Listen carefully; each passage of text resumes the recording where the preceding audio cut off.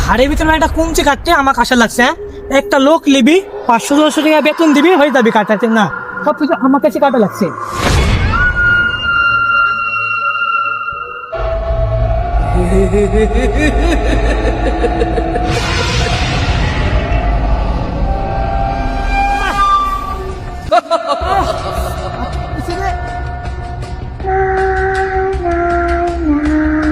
ইস রে, হাতটা কেটে গেল রে।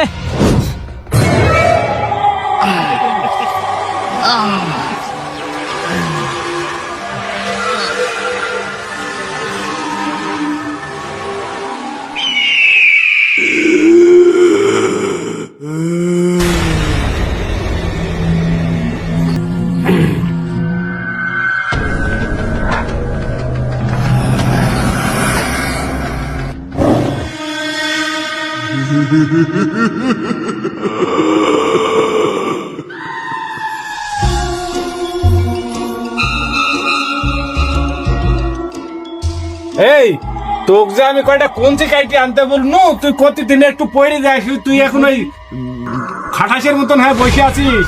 তো ব্যাপারটা কি?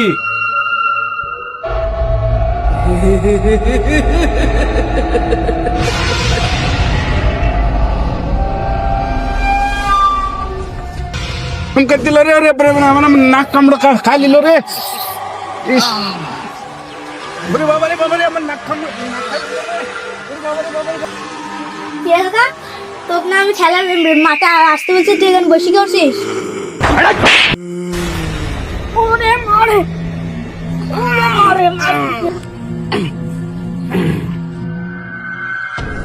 কাকা, গার্লস স্কুল ছুটি দিছে, সব না দেখতে যেতে হবে নি।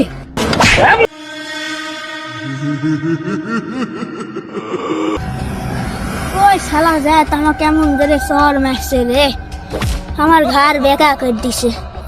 খালু কাকা, ওই শালা সুধীর ভাই যে ভূতে ধরিছে, কব্বর খান গেছে কুইচি কাটতে ভূতে ধরিছে।